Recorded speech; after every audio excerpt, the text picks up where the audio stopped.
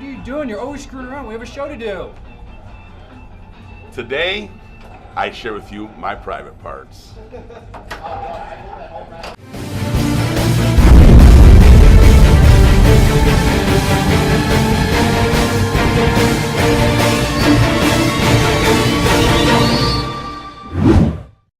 Welcome to Rant Rave, the show that takes seemingly random topics and does the unthinkable to them. I am your host, Don Michaels. As the youth of today have easy access to multimedia on the internet, if they want a song or a movie, they just download it. Has a crime been committed? Now, what if that person decides to share that content with a friend? Has a crime been committed? What if that person sells it to another to make a buck? Now, has a crime been committed? Today, we are talking piracy, and not the R with the eye patch. For today's show, we have producer Brian Bowers. Let's get into it.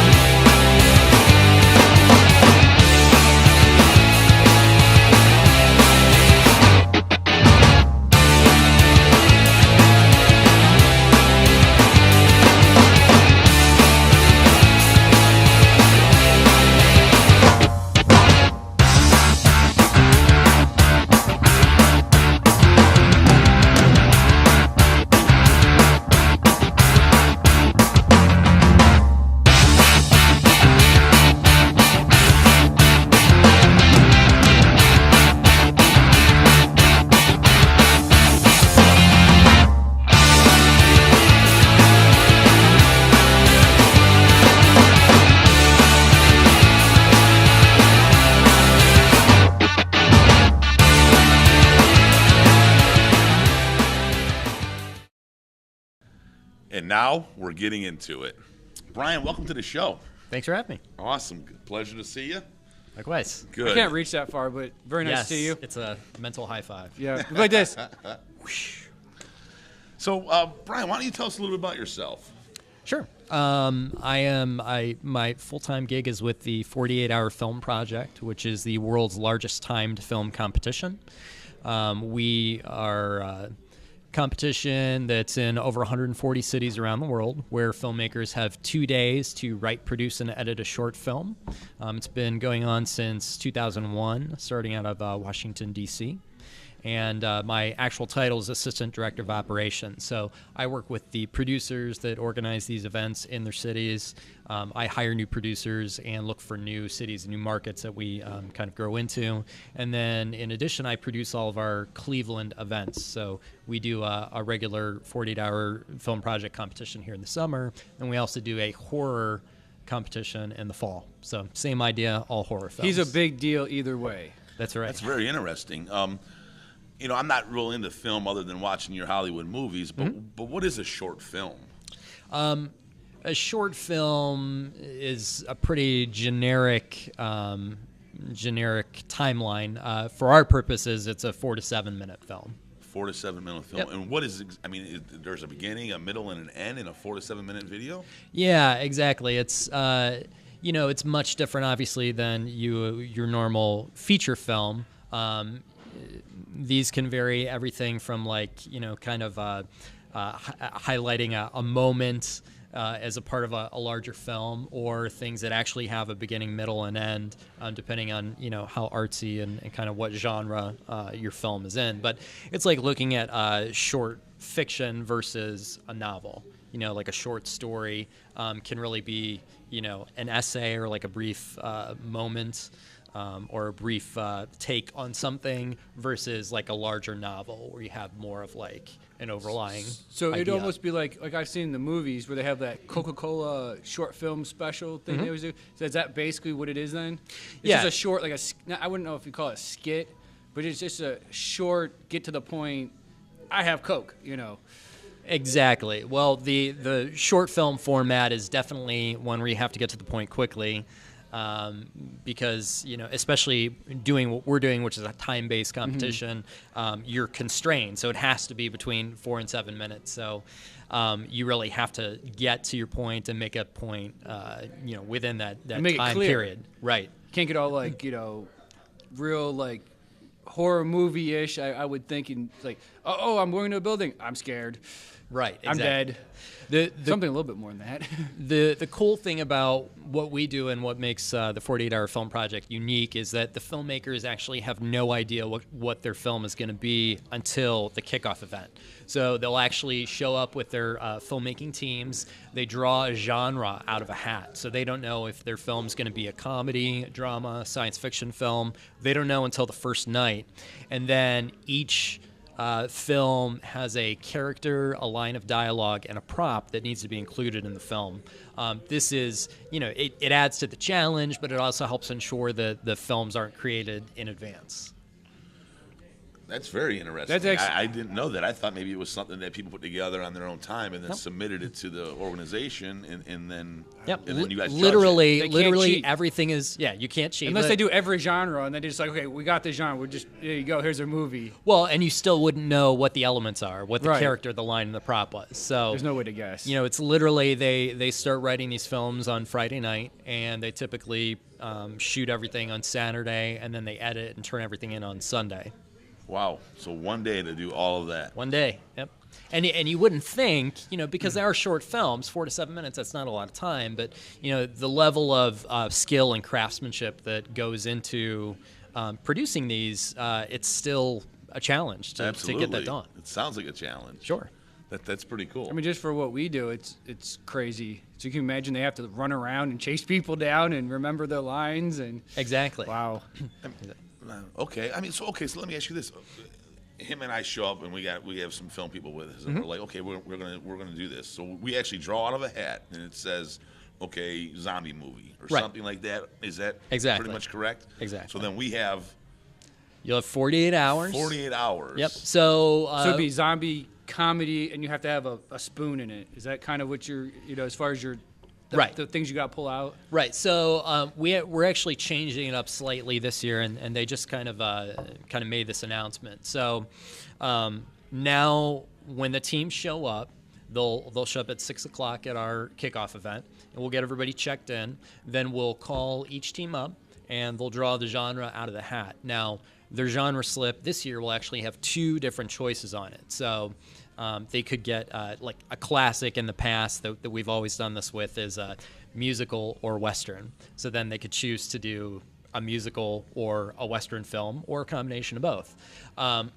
In the past, it's always been you picked one genre out of a hat, and that was the one you had to do it with. But if you really hated it, you could turn it in and take the wild card genre. We switched that up for this year. So each genre slip is going to have 2 different options on it. So you might get comedy or thriller, or science fiction or buddy film.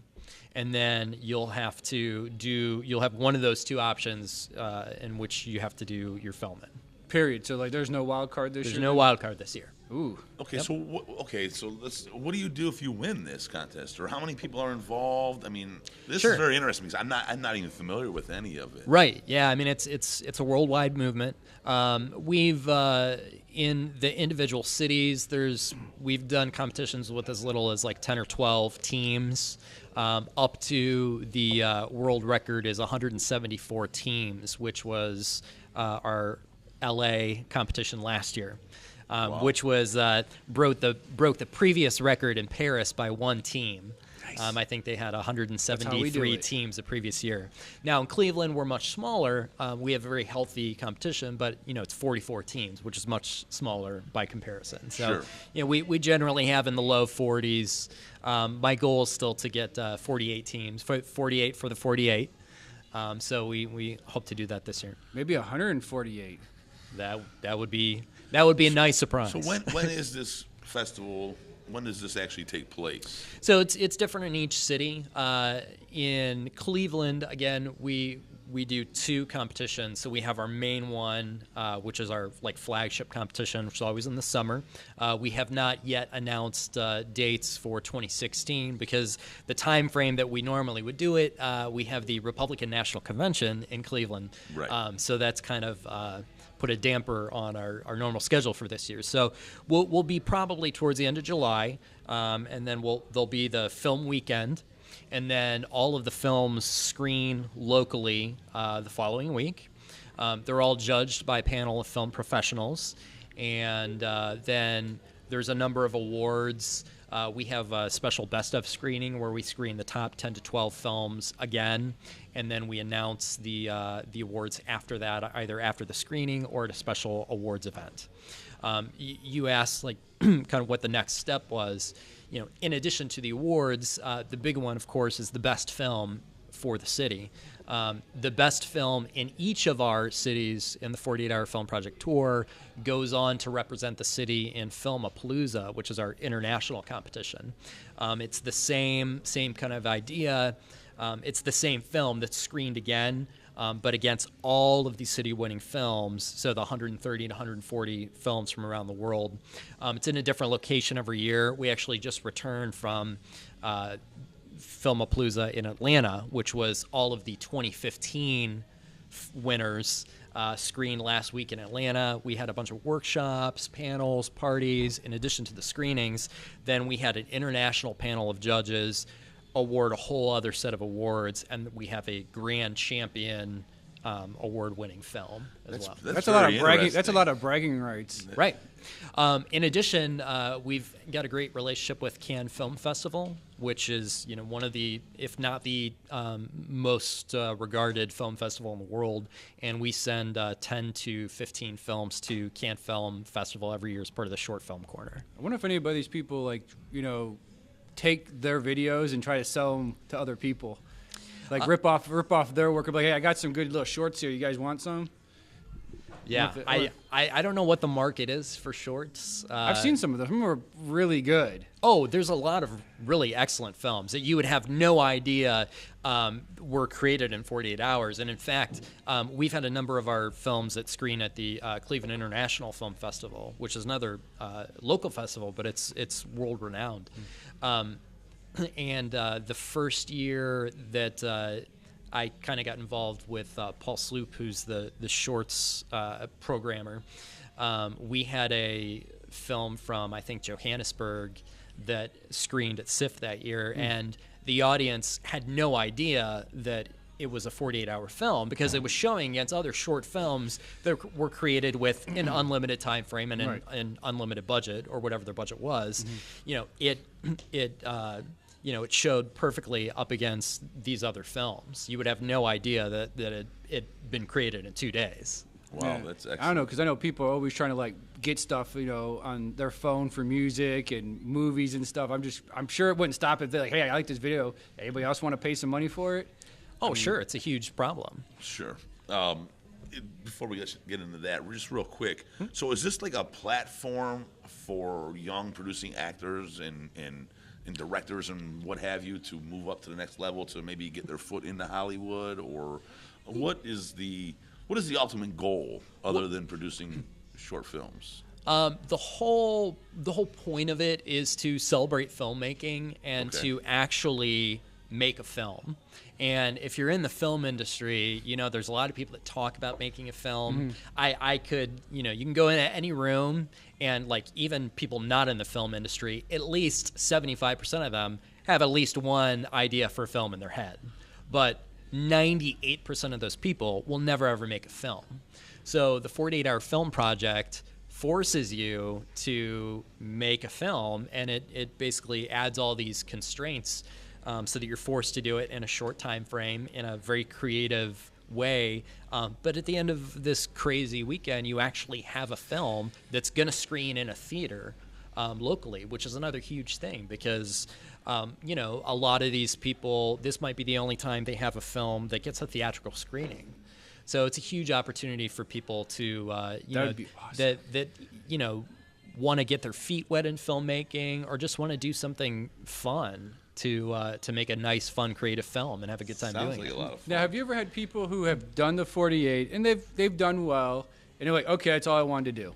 Or have you had people that have done it and actually it was really hard, I liked it, and gone further with it? Absolutely.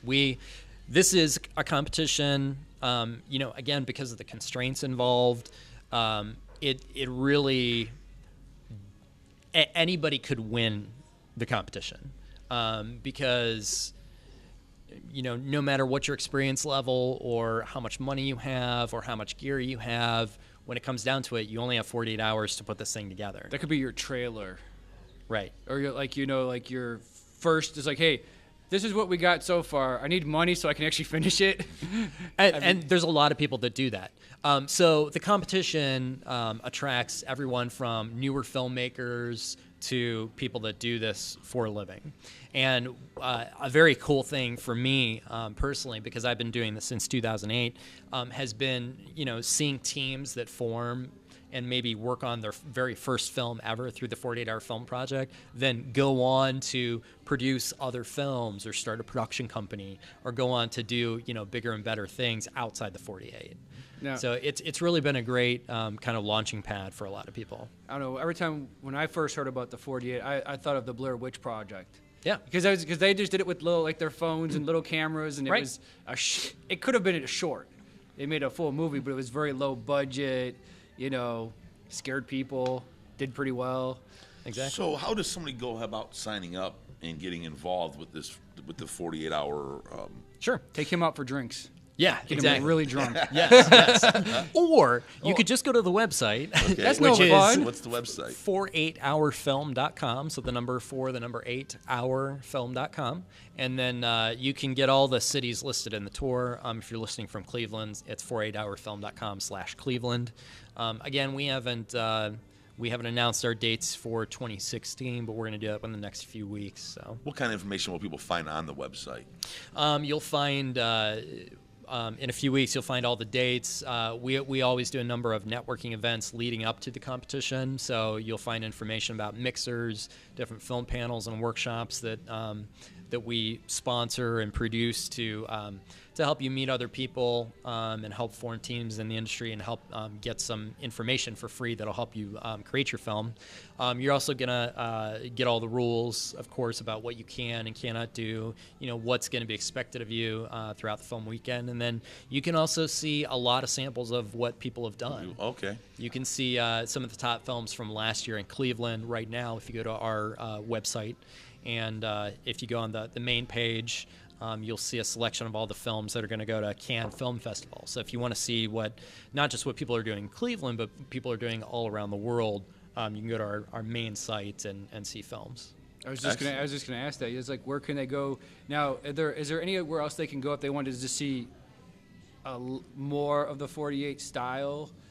Is like, can they go on like YouTube and just, is there any special keywords they should put in there to try and find something? Yeah, if you go to YouTube or Vimeo and search for 48-hour film project, you'll see literally thousands and thousands of videos. I mean, we have, I think, over 4,500 videos a year now that are produced through the 48-hour film project. So multiply that times. Because when I heard about it, it was just 48 hours. I'm like, okay. And then once I got to see exactly what it is, I'm like, wow. So you should check it out. It's Sure, wow. absolutely. Some of these are awesome. That is awesome. That's very cool. I'm definitely going to check it out. Now, that website again is 48hour? 48hourfilm.com. Film.com. Okay. I'm going to be checking that out myself. But, okay, well, let's move on, guys. The reason we have you here today is, one, to learn a little bit about who you are and so forth, et cetera, and learn about your what you do. But we also want to talk a little bit about piracy. Sure. And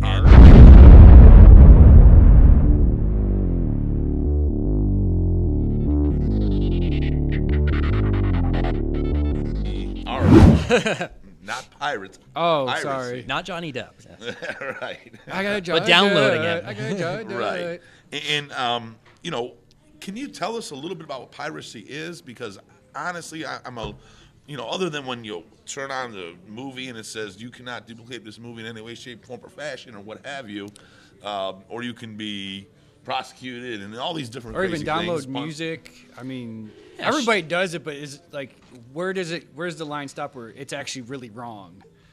Well, And what is it? Yeah. okay, so piracy is any time that you are using or downloading something without paying for it that you're supposed to be paying for.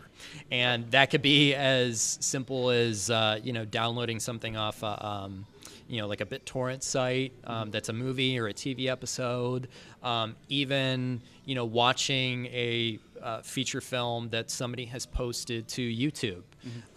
That is somebody else's work that they've paid to produce, and now someone else has copied this and is giving it away for free, and that's piracy. Okay, so what you're telling me is, let me make sure I understand this, because again, I'm I'm not real fluent in this subject, but I want to be, and that's why we're sitting here speaking. But so if I go to the movie theater and I sit in the movie theater and I have a camera and I'm videotaping the movie, yes, let's just say whatever, Batman or whatever, yes. okay, it's all yes, and then it's all wrong. I go home and I download it into my computer, yes, and then I upload it into YouTube under my account. Correct. Now, is that considered piracy? That is absolutely considered piracy. Now, let me ask you this question.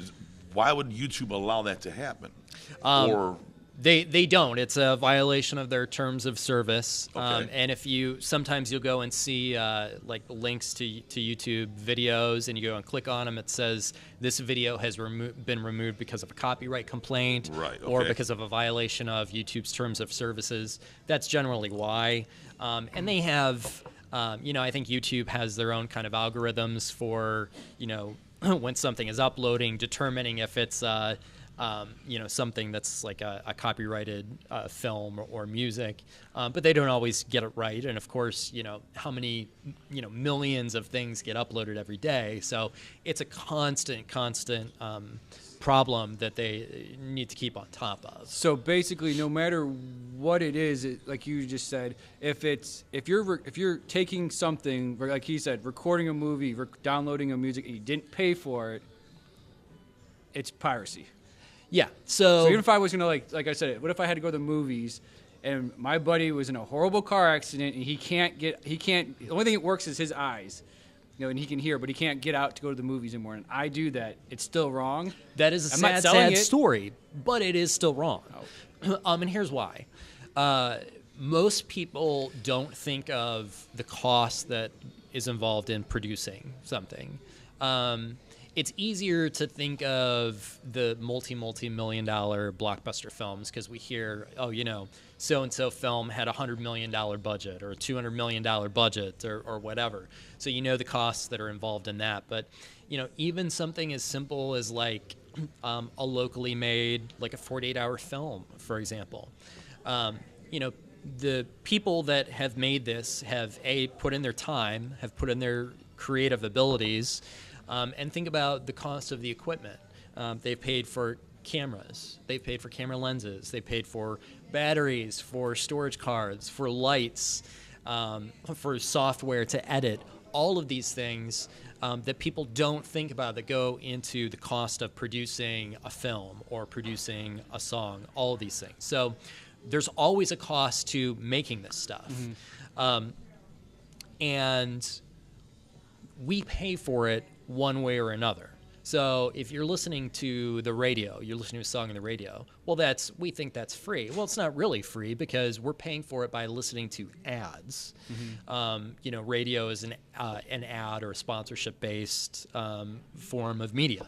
And that's kind of the payoff. We get to listen to all the music for free because we're all also listening to these radio ads that the radio station's clients have paid really good money to place. Oh, so that's how like YouTube always has. They have the commercials. When you want to play something, they have their ads in there. That's how I always thought it was just that's for free. It's a free thing. It's a free site. Nothing's free. Apparently, nothing's free. Everything costs. Okay, let me ask you a question here. So I go to the movie theater. I spend the $10 to get into the movie theater. Yep. Don't I have a right now to videotape that since I'm paying for that? What if he just keeps it on his phone so he can watch it at a later date? No one else ever sees it, just him. And he paid $10. I mean, yeah, I paid $10. I went, I enjoyed the film, and he's not profiting from it. I'm not profiting from it in any way, shape, or form, right? No. When you pay to buy a movie, or when you pay to rent a movie, or when you pay to watch a movie, you're paying for three different things. And there's kind of like three different levels of privilege, I guess, involved in that. So like you pay a smaller fee to watch a movie in a theater. You pay a little bit more money if you want to keep a copy of that, on a Blu-ray or DVD, right? Right. And that's because of the costs that are involved in, producing the media.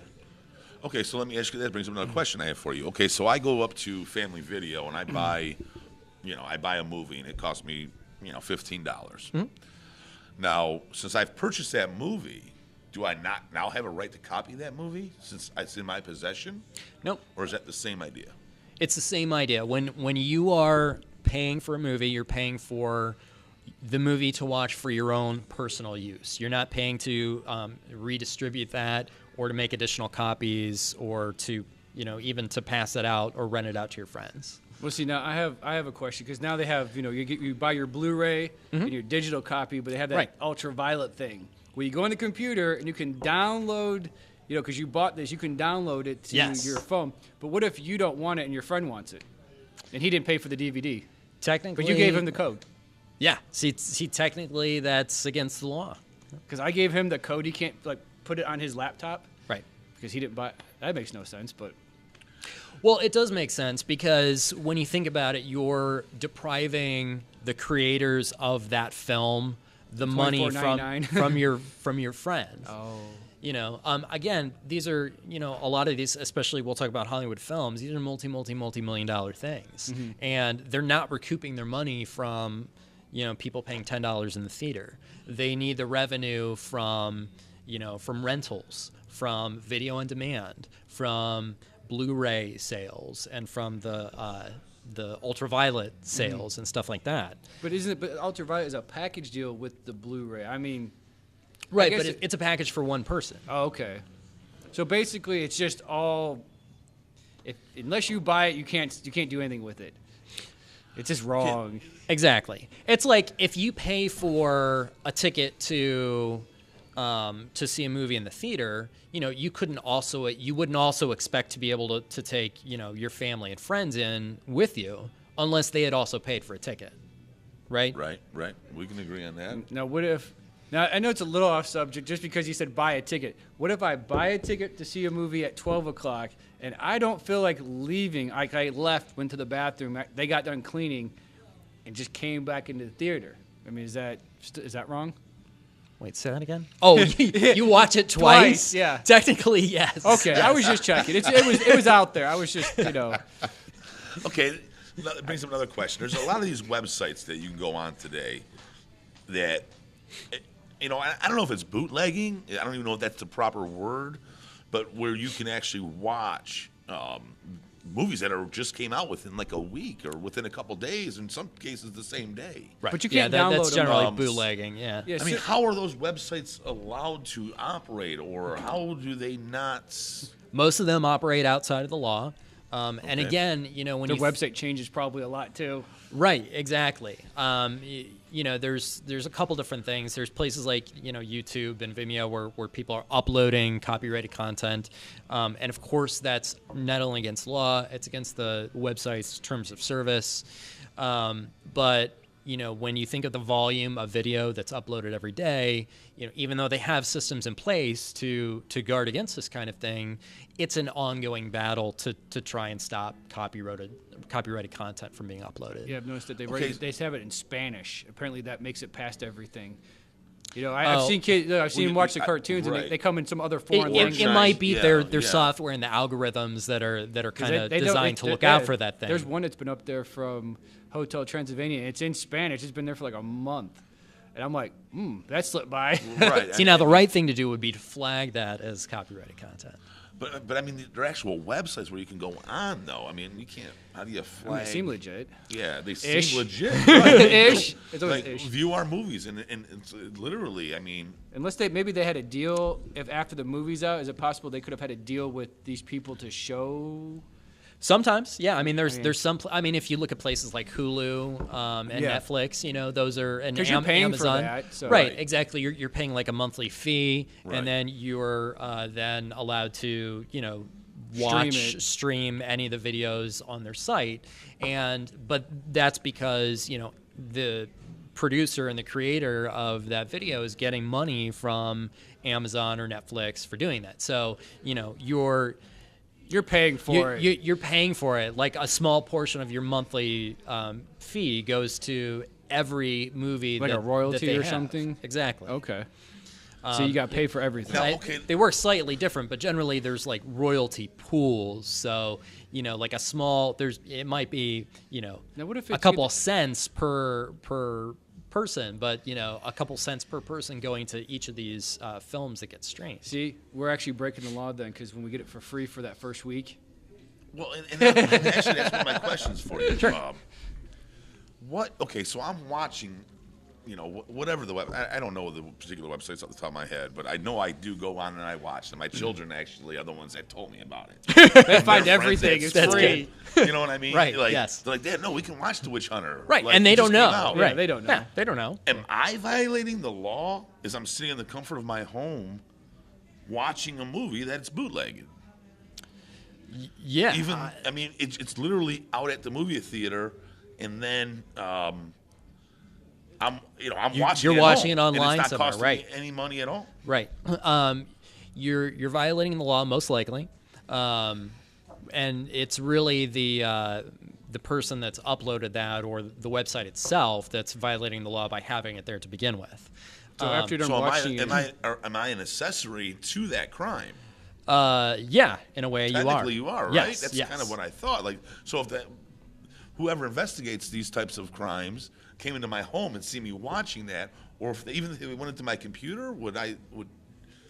You could. I mean, if you read like 10 years ago, LimeWire was the big like peer-to-peer software where you could download videos, and they started cracking down on.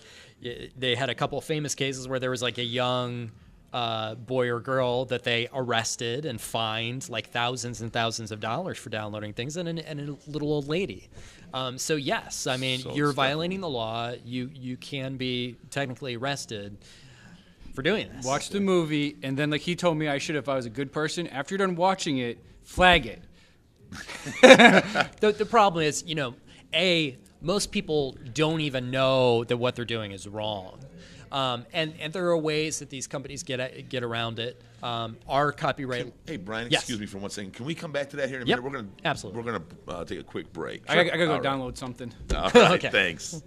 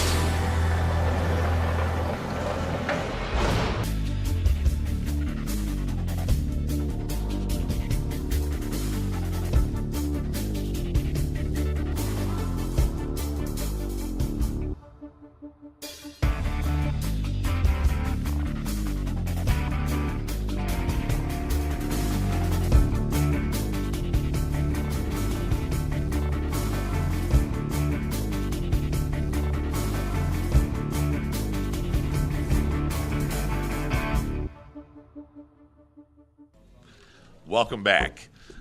So, Brian, picking up where we left off, and I kind of want to change the subject just a little bit. Sure. Now, on YouTube, I know from my experience posting different videos and so forth, I will put music with that video. And I get a copyright claim. Mm-hmm. Now, there's been cases where they've actually completely blocked out my video or removed the video. But as of recently, they have been saying, you're not in any trouble. The email that they send me, they say, we are going to allow the music, but we're going to put commercials, or we're going to put Advertisements over top of it within your video, and all the royalties from your video will go to that company, Someone's got gotta to get paid. that group, that whatever it may be. exactly. So the reason for that, I don't have a definitive answer, but most likely it's an attempt to try and recoup some of the costs of piracy. Okay. And again, talking about, just millions and millions of minutes and hours of video and songs that are uploaded every day. So YouTube has a choice, and the people that own the copyrights to the music and to the films have a choice. They can just stop all these videos. They can go through and try and find every time somebody uploads a copy of one of their songs or one of their films, or and they can just stop it, or they can come to an arrangement like this where they'll allow it in exchange for creating some revenue that then goes back to the original That makes sense. content creator. I mean, And that's what they've been doing because, like I said, at first they were actually shutting me down completely. Right. And then they came back and they said, you know what, okay, we're going to allow this to happen, but this is what we're going to do. And it's because piracy is such a huge problem that it's literally nearly unmanageable. So in a sense, you're telling me that I'm a pirate. I've committed piracy. I am. Matey. now wait, Okay. that actually makes that's sense. something to consider. Because I mean, nobody even buys like the old music, CDs for music. What? The CD? What's a CD? I'd Yes. explain what a cassette tape was, but even but everybody's just they have the music's on their phone or their iPad or whatever. It's on their electronic device. They have thousands of songs on there. Right. So that pretty much means we're all guilty. Well, it depends. I mean, if you've paid to download the music, Yes, we all paid for it because we're good. yes. Yes. But, it's funny. I was reading a report earlier today that said any given iPod has approximately $800 in pirated music on it, and part of it's an education thing. You mentioned your kids watching The Last Witch Hunter. Well, they probably don't know that what they're doing is against the law or even wrong. Right. So there's a certain level of education that's involved. And the other element, too, is that people don't see necessarily who they're hurting. In the end, the person that it hurts is us because We gotta pay it's more. it's hurting the people that make the cool songs and films that we want to watch that cost so much money to produce. We're actually taking money right from them. Then it becomes harder to make those things in the future. Well, if they Very made interesting. if they made the movies cheaper, maybe people would stop downloading them for free. Well, it's part of the sounds like problem. it's a full circle because at this Exactly. point they know that they probably budgeted the fact that they're going to get that someone's going to steal their Right. stuff. Yep. So they're expecting to lose X amount $100 of- million or Yeah, what have sure. you. So, I mean, one So now person- they charge the advertisers more. They charge us more. They charge more for the products that we're buying while we're at the movie theaters and so forth, and we're renting from the store because they have to. Right. Because cover one those person's costs. all not loss. Because one person's like, All loss, right. We'll take me. I'll be the bad guy. Oh, I'm going to download a couple of songs. What's the big deal? It's a couple of songs. But then if I actually think about it, if there's a few million of me going, it's just a couple of songs, that becomes millions of songs. Exactly. I mean, piracy it's a billion. There's billions and billions of dollars that are lost. Billions and billions of dollars that are lost. And generally, the people that it hurts the most are the people that actually, the artists and the filmmakers. And these are the people that we want to be supporting them because they're making all the stuff that entertains us. No wonder they're so keeps angry at us the occupied. paparazzi. Right. So There's no okay, violence. so how are these people actually getting around this? For example, these websites. I mean, why can't the FBI or whoever investigates just go right in there and say we're shutting you down and we're arresting Like you? cyber criminals. Yeah, Right. that's a great question. How are they not getting in trouble? So one thing to keep in mind is that our copyright laws here in the United States are based in the United States. And while we do have agreements with a number of countries that have similar copyright laws, we really, our jurisdiction is still based in the United States. So a lot of these websites that are violating our copyright laws in the U.S. are From outside overseas. of the U.S. Yeah, they're overseas, like in Western Europe and even in North America, parts of North America outside of the United States. So that's how they're able to kind of circumvent our U.S. copyright laws. Very interesting. So basically, they're out. How do you say, out of the reach of the law's arm? Something to But that then we can nature? get screwed if we're caught watching it or trying to download it from them. Right, 'Cause and obviously we know better. and again, there's a lot of people in between the person that's downloading the music or the film and the person that's hosting it. So you know how you have like a local server or different maybe US-based websites. So they can close those down, but then that person can still open a new website based outside of the United States. Outside of the jurisdiction of the United States, basically. Exactly. So that's how they're getting around it. It's a good thing I always buy my Blu-rays. I'm sorry, seriously, a Blu-rays is better copy. I mean, I've talked about it a few times, if you bought a DVD, if you have little kids who like cartoons, and someone's like, hey, I got a couple, I can burn you some. My thinking is not to try to hurt someone, but that disc will not last more than 1 or 2 times before my kids go snap. Oh, right. So I'm like, but yeah, usually it's Blu-ray, and we watch it downstairs so they can't touch it. So did we touch on this subject? And I may have forgotten, but so if I buy a Blu-ray, if I buy a disc from Family Dollar or whatever, Family Video, whoever they are, and I make a copy of it and I give it to Sean, I'm in fact, even though he's not selling it, even though he didn't buy it from me, Right. I'm just giving it to him like, hey, Because I I just bought didn't this buy video. I love it. You got to watch this movie. Is that considered piracy? It's considered piracy. You're breaking the law. And think of it like software, like a license for a piece of software. If you say you're a filmmaker and you download Adobe Creative Cloud, you pay for a license for one person to download the software to one computer. It's the same thing when you pay for a DVD. What people get confused about is you're actually paying for a license to use the media in a certain way. So when you buy a DVD or a Blu-ray, you're paying for the license for one person to use that for their own personal use. Okay, so what if he buys the Blu-ray and he watches it for a couple of months? He got it for his kid and they watch it 1,000 times. He's bored. He's like, hey, Sean, and gives me his Blu-ray, or he says, hey, can you give me like $5 for the Blu-ray? He didn't copy it. It's his original copy, and I give him $5 for it. Is that Good piracy? question. It was not copied or anything. Now we're getting into pretty specific laws. My guess would be that it is, but I think People they just, hey, I got an old copy. I'm tired of watching it. Even if I don't buy Like it. a garage sale or something. Right. Yeah, garage You have sale. a garage sale, you sell your videos. Realistically, when you think about it, there's a certain shelf life for any, DVD or Blu-ray. You're going to sell the most copies, within, a year or two or That whatever. window. So, I think people are less concerned with, the people that are selling used DVDs at garage sale than they are with the people that are setting up websites where millions of people download these things every day. I was always curious about that when he was talking about if he recorded, but yeah, if he just gave it an old one. Okay, so just real quick, I think we're running out of time here, but can you kind of just wrap up for us a little bit of exactly how serious of an issue this is with piracy? Yeah, I mean, again, this is it's something that is a detriment to the tune of billions of dollars. It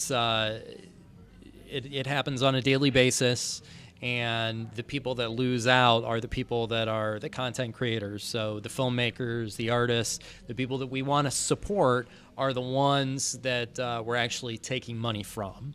And I think that's important for us to realize because, 99 cents is really not a lot to pay for a song. Mm-hmm. So if you really like this artist, why not support them and purchase their money, purchase the media the correct way? Now, is there any, if you're caught, is there jail time? Can you be found? Can they be like, hey, you're guilty of buying DVDs and copying them and sell them. We're going to need money. I mean, you've seen it's the old FBI warnings, right? You will be prosecuted. You could be prosecuted. There's fines. There could be jail time. So does the FBI pursue each and every one of these? No, of course not, because it's such a huge problem. It's massive. It's so massive. So but if you're a big enough deal, they might. Absolutely, you could. Again, though, the bigger thing, the bigger concern. Of course, it's a legal issue, but it's also a moral issue as well. because we're really hurting the artists that create these. Well, as long as no one steals our stuff, because Yeah, exactly. we need to make money. It's okay until you're the It's one okay that's losing until it's money. us. It's like, now it's my money. Now it's wrong. Right, absolutely. Okay, great. Well, I thank you so much for coming on the show, Brian. Absolutely. Thanks for having me. It's been a pleasure. It's been It was a educational experience. very, very educational. Great opportunity to understand and actually deal with somebody and talk with somebody that's actually in the industry. Sure. Yep. I think that's great, and I truly appreciate you coming on. Hope it makes everybody think twice. Absolutely. Maybe three times. Right. Time. Good. My final thoughts on today's show of Piracy. Ladies and gentlemen, this is a serious issue that we face here, not only on America, but around the globe, where, people in the industry that work very hard at what they do and how they're doing it are continuously being basically robbed of their rightful pay, so to speak. And it's something we all need to stop and take a look at. We all know that the music's out there available for free. We all know that there's sites, but where you can actually download and watch these movies. And, you have to ask yourself, are you committing a crime? Why not, why not just pay for the product that you're receiving? It's no different than going to Walmart and buying a broom, or going to Walmart and running out with the broom. You basically, in the same sense, you're stealing from somebody else. And they've, the people in the industry work very hard for that compensation to bring us entertainment that they do. So that's kind of my final thought this evening on that. And we would like to thank our special guest, Brian Bowers, for joining the show, and Wing Warehouse for having us. Be sure to subscribe. Give us 2 thumbs up. And if you get some, if you can, leave us a comment. Let us know what you think. And also go check out 48hourfilm.com. And is that right? That's right. That's right. Okay. Go check that out and sign up if you're into filmmaking and so forth, because maybe you'll see me on there. Is pornography allowed? Is there nudity? That is not an official genre. Okay. Well, maybe next time. So It'll be stay the drunk. smart, America, and see you next time when I dance with a porcupine.